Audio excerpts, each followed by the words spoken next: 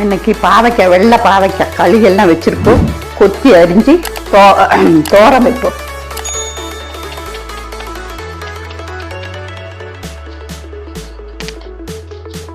இந்த கொட்டையை எடுத்துட்டோம். கொத்தி அரிஞ்சு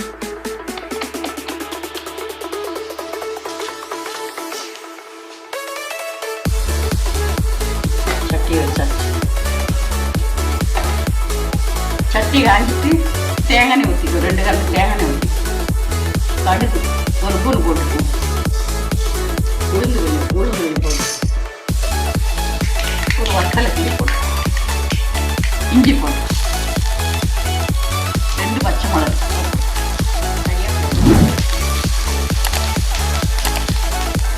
சின்ன வெங்காயம் 20 போட்டுப்போம்.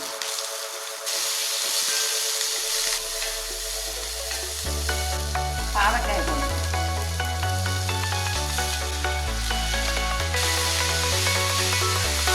பொடி உப்பு தேவையான போட்டு தண்ணி ஒன்றும் ஊற்றக்கூடாது. மூடி போட்டு இடைக்கிடைக்கு கிண்டணும். நல்லா கறிஞ்சு போயிடும். நல்லா வெந்துட்டு தேங்காய் கொஞ்சம் கூடுதல் போட்டால் நல்லா டேஸ்ட்டாக இருக்கும். அந்த கைப்பு இருக்காது. 1 முடி தேங்காய் போட்டு நல்லா வெந்துட்டு இறக்கிடுவோம்.